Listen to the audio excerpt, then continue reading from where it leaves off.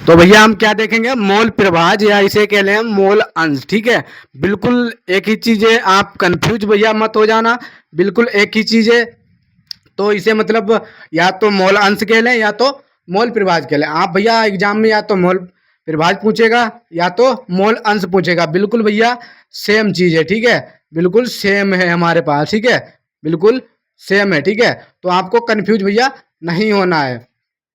ठीक है, चाहे आपको मतलब एग्जाम में चाहे मोल अंश कहकर कहे या मोल प्रभाज कहे। ठीक है, तो आपको एग्जाम में एक ही मतलब क्या है, मतलब एक ही चीज है, आपको एग्जाम में या तो मोल प्रभाज कहेगा या तो मोल अंश कहेगा। ठीक है, तो लिखेंगे हम क्या लिखेंगे परिभाषा में, किसी विलयन में उपस्थित किसी घटक का मोल प्रभाज। ठीक है, उस घटक के मोलों की संख्या। ठीक है, समझिएगा ध्यान से, किसी विलयन, हमारे पास कोई विलयन है। ठीक है, किसी घटक का मोल प्रभाज, किसी घटक का मोल प्रभाज। ठीक है, तो उस घटक के मोलों की संख्या, किस उस घटक के मोलों की संख्या। ठीक है, तथा विलयन में उपस्थित कुल मोलों की संख्या। तो जिसका कहे उसे ऊपर और जिसका ना कहे कुल मोलों की संख्या क्या है, नीचे हो जाएगा, उसके अनुपात के बराबर होता है। ठीक है, तो ये कहता है हमारे पास।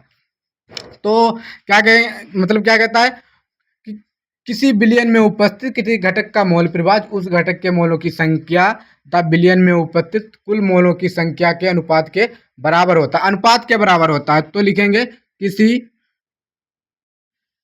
किसी विलयन विलयन ए बा बी दो घटक हैं, विलयन में विलयन में ए बा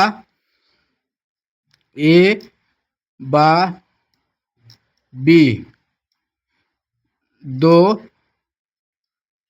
घटक घटक हैं, ए बा बी दो घटक हैं, किसी विलयन में ए बा बी दो घटक हैं। ठीक है, तो पहला ए का निकालेंगे, लिखेंगे ए का मोल प्रभाज। ठीक है, मोल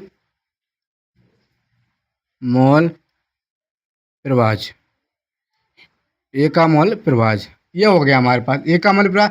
तो क्या कहता है, जिसे कहें। ठीक है, जिसे कहें उसका ऊपर नीचे क्या होगा, मतलब मतलब कुल मोलों की संख्या। ठीक है, कुल मोलों की संख्या, तो क्या हो जाएगा काई ए, या इसे कह लें हम एक्स ए। ठीक है,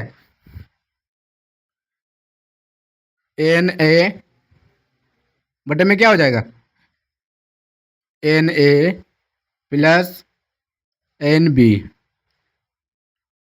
ठीक है, तो ये हो गया हमारे पास ए के मोल।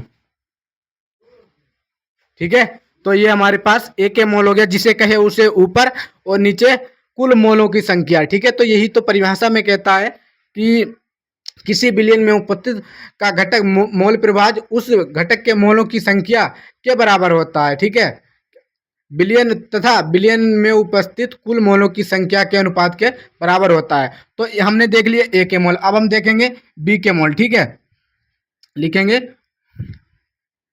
बी का मोल प्रभाज। ठीक है, बी का मोल प्रभाज, मोल प्रभाज, बी का मोल प्रभाज। ठीक है, तो बिल्कुल ऐसा ही सेम है, तो लिखेंगे काई ए या कह लें एक्स ए। ठीक है, काई ए या तो एक्स ए कह लें, यहां पर भैया बी कर लेना। ठीक है, ठीक है, तो क्या हो जाएगा हमारे पास, तो यहां पर हो जाएगा एन बी। ठीक है, एन बी बटे में क्या हो जाएगा, यहां पर क्या हो जाएगा एन ए प्लस में एन बी।